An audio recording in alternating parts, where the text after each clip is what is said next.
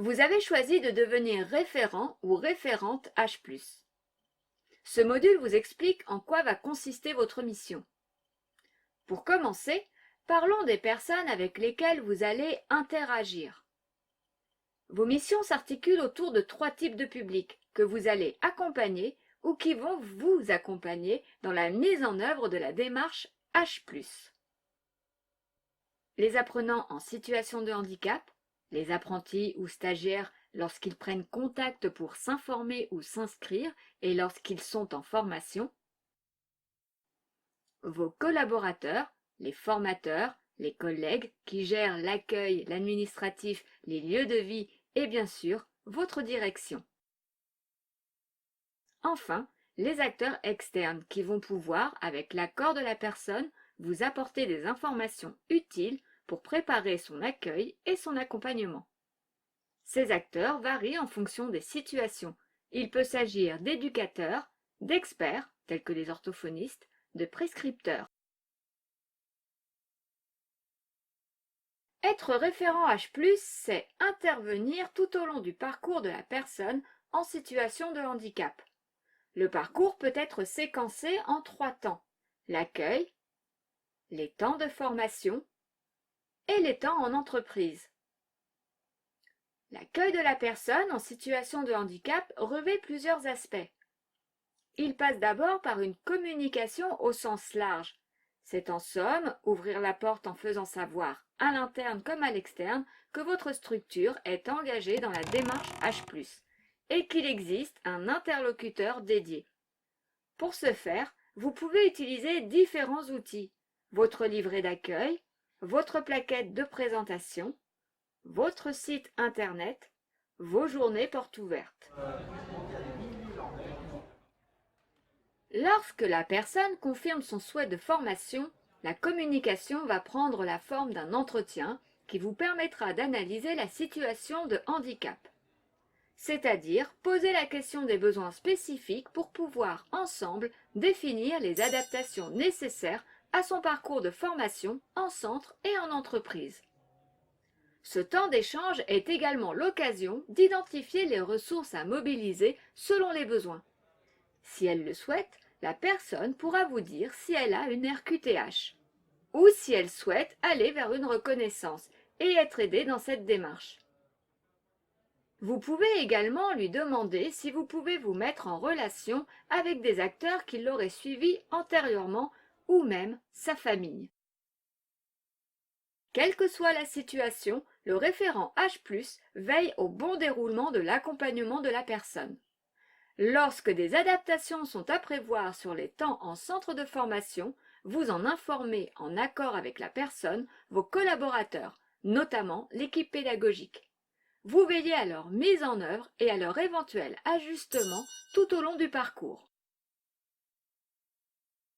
De la même façon, pour les temps en entreprise, si des adaptations au poste sont nécessaires, vous vous rapprochez du tuteur ou du maître d'apprentissage afin de préparer l'arrivée de la personne et mettre en place les conditions favorables au bon déroulement de la formation.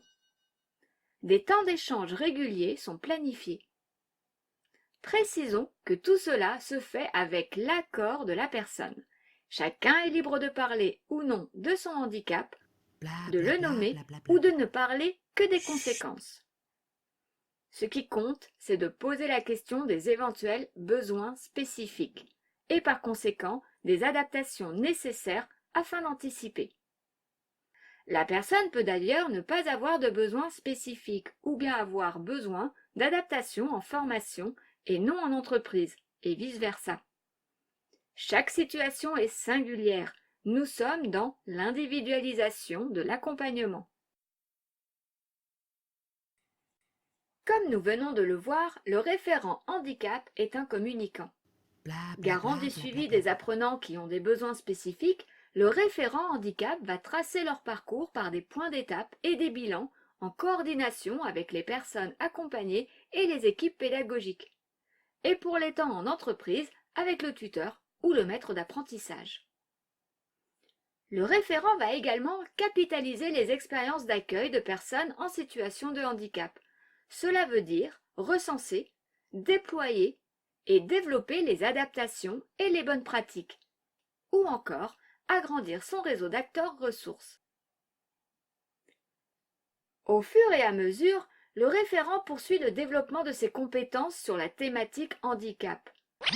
Pour nourrir cette démarche, il est important de rester en veille, notamment sur les méthodes pédagogiques, afin de proposer aux personnes en situation de handicap les meilleures conditions d'intégration et de personnalisation de leur parcours de formation.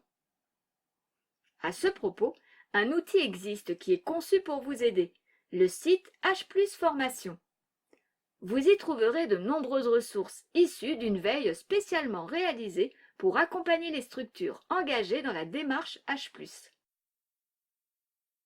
Le site propose par ailleurs à la communauté des référents H+, un forum de discussion ainsi que des chats. Vous n'êtes pas censé œuvrer seul sur la thématique handicap. L'idée est de transférer vos connaissances le plus largement possible à vos collègues, aux équipes pédagogiques notamment, afin que celles-ci montent en compétences et que l'ensemble de votre structure se saisisse de la démarche de progrès en matière d'accompagnement du handicap. C'est d'ailleurs un attendu fort de la démarche H+. Comment transférer? De plusieurs façons. Au fil de l'eau, lors des réunions pédagogiques, en présentant les acteurs et ou en mettant des ressources à disposition de l'équipe. Ce transfert peut aussi s'effectuer en organisant des temps de partage, que ce soit des échanges de pratiques ou en mobilisant par exemple des experts pour sensibiliser ou former vos collaborateurs. Vous pouvez aussi bénéficier de l'offre de professionnalisation de l'AGFIP à destination des équipes pédagogiques des organismes engagés. Les thématiques proposées sont les suivantes: troubles cognitifs, troubles du spectre de l'autisme, déficience visuelle, handicap psychique, déficience auditive et déficience intellectuelle. En tant que référent handicap, vous pouvez également participer à des ateliers d'échange de pratiques durant lesquels vous partagez en toute confidentialité des situations précises vécues dans votre structure et qui vous questionnent. Tous les temps de professionnalisation, d'ateliers, ainsi que la plateforme d'experts sont consultables sur le site H+ Formation.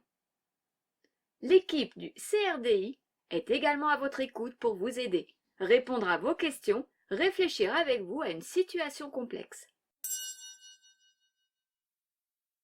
Une autre mission importante du référent handicap est d'anticiper la fin de la formation et de participer à la sécurisation de parcours, autre attendu fort de la démarche.